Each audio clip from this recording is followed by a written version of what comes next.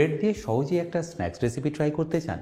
তাহলে দেখে নিন এই রেসিপিটা, যার ভেতরটা হবে এরকম সফট আর ময়েস্ট, আর বাইরেটা হবে এরকম মুচমুচে। আর এটা দেখবেন বাচ্চা থেকে বড় সবার পছন্দ হবে। তাহলে চলুন রেসিপিটা শুরু করা যাক। বাই দ্য ওয়ে, আমি শেফ অতনু, আপনারা দেখছেন অতনুর রান্নাঘর। আর আজকে আমাদের রেসিপি দহি কে শোলে বা দহি কা কাবাব। তাহলে রেসিপিটা বানানোর জন্য আমি এখানে নিয়ে নিয়েছি 500 গ্রাম টক দই, যেটাকে দেখুন আমি ছেঁকে প্রেশার দিয়ে এইভাবে রেখে দিয়েছিলাম যাতে এর মধ্যে থেকে জলটা একদম ঝরে যায়। আর জলটা ঝরে যাওয়ার পরে এর টেক্সচারটাও আমি আপনাদের দেখিয়ে দিচ্ছি। দেখুন একদম ক্রিমি টেক্সচারে চলে এসছে। ব্যাস, এবার এটাকে আমি ট্রান্সফার করে নেবো একটা বোলের মধ্যে। আর জল ঝরানো টক দইটাকে বাটিতে ট্রান্সফার করার পরে এর মধ্যে দেখুন আর কি আপনাদের অ্যাড করতে হবে। তার জন্য প্রথমেই দিয়ে দিচ্ছি স্বাদ মতো নুন, হাফ চা চামচ মতো গোলমরিচ গুঁড়ো, আর এরপরে দিয়ে দেবো কিছু ভেজিটেবলস। আমি এখানে 3 ধরনের বেল পেপারস ব্যবহার করলাম, বাট আপনারা চাইলে কিন্তু এখানে যে কোনো এক ধরনের বেল পেপারসও ব্যবহার করতে পারেন।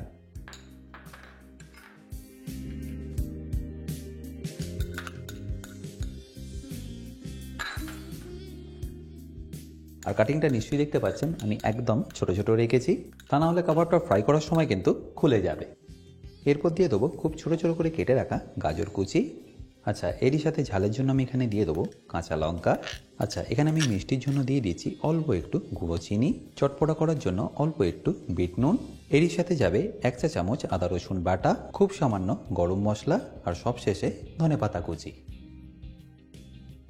ব্যাস, এবারই সব কিছুকে আমি ভালো করে মিশিয়ে নিচ্ছি। দইয়ের জলটা যদি আপনারা আগে থেকেই ঝরিয়ে রাখেন তাহলে 20 থেকে 25 মিনিটের মধ্যে আপনারা এই রেসিপিটা রেডি করে ফেলতে পারবেন। দেখতেই পাচ্ছেন একদম সিম্পল। আর আমি আপনাদের আগেও বললাম আমি এখানে যে 3 রকম বেল পেপারস ব্যবহার করেছি সেটা আপনারা নাও ব্যবহার করতে পারেন। আপনারা চাইলে এখানে 1 রকম বা 2 রকম বেল পেপারসও ব্যবহার করতে পারেন। আর আপনারা যদি এটা নিরামিষভাবে বানাতে চান সেক্ষেত্রে এখানে আদা রসুন বাটা ব্যবহার না করে শুধু আদা পেস্টটা ব্যবহার করতে পারেন। তাহলে দহি কা শোলে বা দহি কাবাবের জন্য দইটা আমাদের পারফেক্টলি রেডি। এবার আমি আপনাদের ব্রেডটাকে রেডি করে দেখাবো। আর তার জন্য আমি এখানে নিয়ে নিয়েছি 8 পিস পাউরুটি। রেগুলার যে হোয়াইট স্লাইস ব্রেড হয় সেটাই আপনারা এখানে নিয়ে নেবেন। এবার দেখুন কাবাব বানানোর জন্য এটাকে আপনাদের প্রসেস কিভাবে করতে হবে। প্রথমে এই ব্রেডটাকে নিয়ে এই সাইডগুলোকে আপনাদের ঠিক এইভাবে কেটে নিতে হবে, যে ব্রাউন পার্টটা আছে সেটা।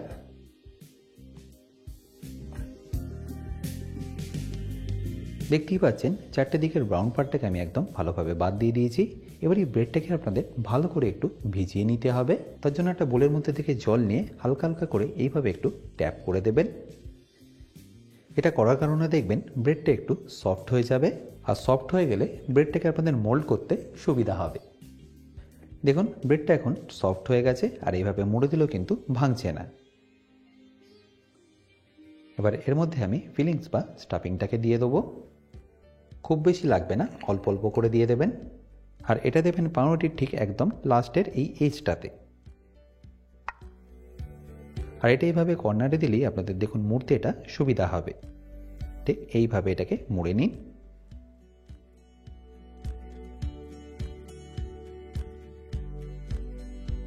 আর তারপর এরকম একটা প্লাস্টিক নিয়ে তার উপরে আপনাদের ব্রেড রোলটাকে এইভাবে রেখে দিতে হবে।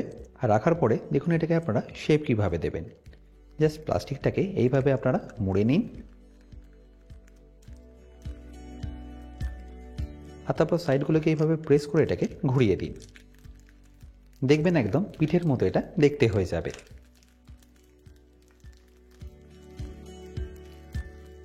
ব্যাস, এইভাবে এটাকে সিল করে দিলেই দেখবেন কাবাবটা আপনাদের একদম পারফেক্টলি রেডি হয়ে যাবে। ব্যাস, এবার এটাকে আপনারা খুলে নিন। দেখুন কাবাব আপনাদের পারফেক্টলি রেডি। ব্যাস, এবারই একই পদ্ধতিতে আমি বাকিগুলো বানিয়ে আপনাদের দেখাচ্ছি।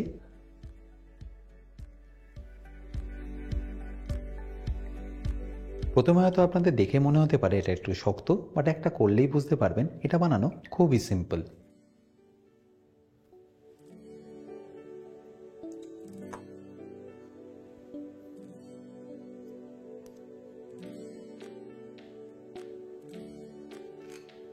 আচ্ছা, এখানে বলে রাখি আপনারা যারা এখনও আমার অতনু রান্নাঘরের অ্যাডভান্স কুকিং কোর্সটা নেননি তারা নিয়ে নিতে পারেন আমার নিজস্ব ওয়েবসাইট www.otanurrannakar.com থেকে। এই কোর্সটা মেনলি রেস্টুরেন্ট স্টাইল খাবারের ওপর। রেস্টুরেন্টে কি গ্রেভি বা কি সস বানিয়ে রাখে যার জন্য আপনাদের 10 থেকে 15 মিনিটের মধ্যেই এই খাবারটা পরিবেশন করতে পারে, সেই সব কিছু আমি শিখেছি এই অ্যাডভান্স কুকিং কোর্সে। এই কোর্সের লিঙ্ক আমি যদিও ডিসক্রিপশন বক্সে দিয়ে রেখেছি, তাও বলে রাখি কিন্তু যদি আপনাদের কোনো রকম অসুবিধা হয় আমার সাথে এই হেল্পলাইনে যোগাযোগ করতে পারেন।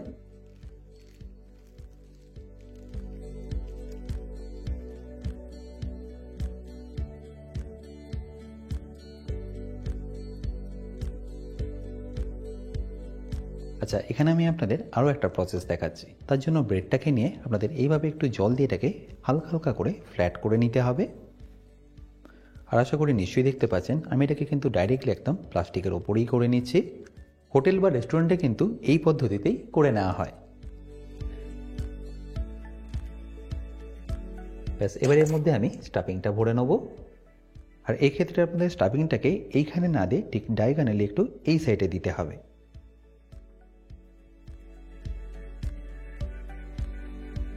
কারণ এটাকে আমরা এইভাবে ফোল্ড না করে একটু কোনাকুনিভাবে ফোল্ড করে নেব।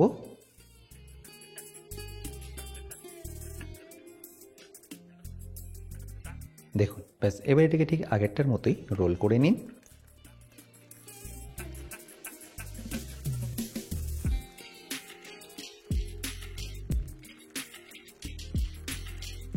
আর এই সাইডটা কিন্তু আপনাদের ঠিক এইভাবেই প্রেস করে করে সিল করে নিতে হবে।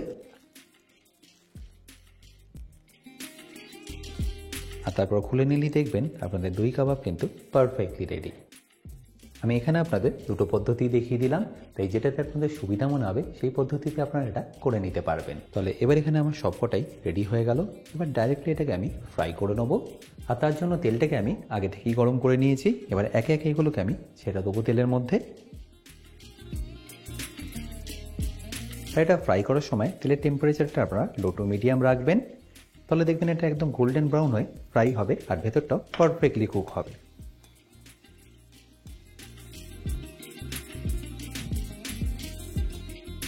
দেখতেই পাচ্ছেন আস্তে আস্তে কিন্তু এর মধ্যে কালার আসা শুরু করে দিয়েছে।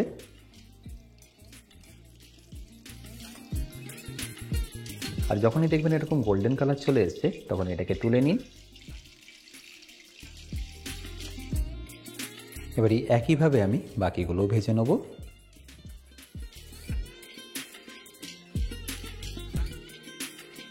তাহলে নিশ্চয়ই দেখতে পাচ্ছেন এটা বানানো কতটা সিম্পল। সবসময় ব্রেড টোস্ট বা ব্রেডের অন্য পকোড়া ট্রাই করার থেকে একবার এই রেসিপিটা বানিয়ে দেখতে পারেন। আশা করি আপনাদের নিশ্চয়ই ভালো লাগবে।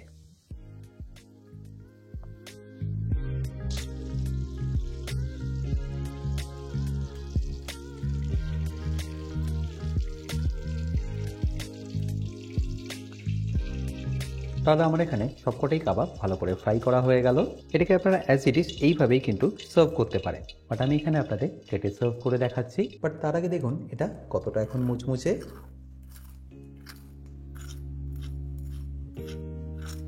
আর দেখুন এটা ভেতর থেকে এখন কতটা সফট আর ময়েস্ট। আর এটা কাটার সময় আপনাদের এটাকে একটু আড়াআড়িভাবে কেটে নিতে হবে, ঠিক এইভাবে।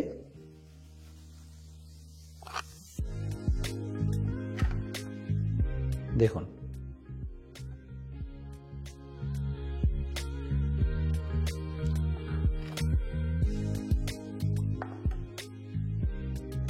দেখুন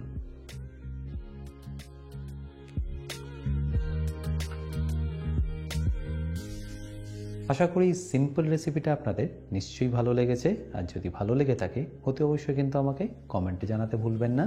বাই দ্য ওয়ে, আমি শেফ অতনু, আপনারা দেখছিলেন অতনুর রান্নাঘর। দেখা হচ্ছে আপনাদের সাথে একটা নতুন রেসিপি নিয়ে নেক্সট এপিসোডে। ভালো থাকবেন, সুস্থ থাকবেন।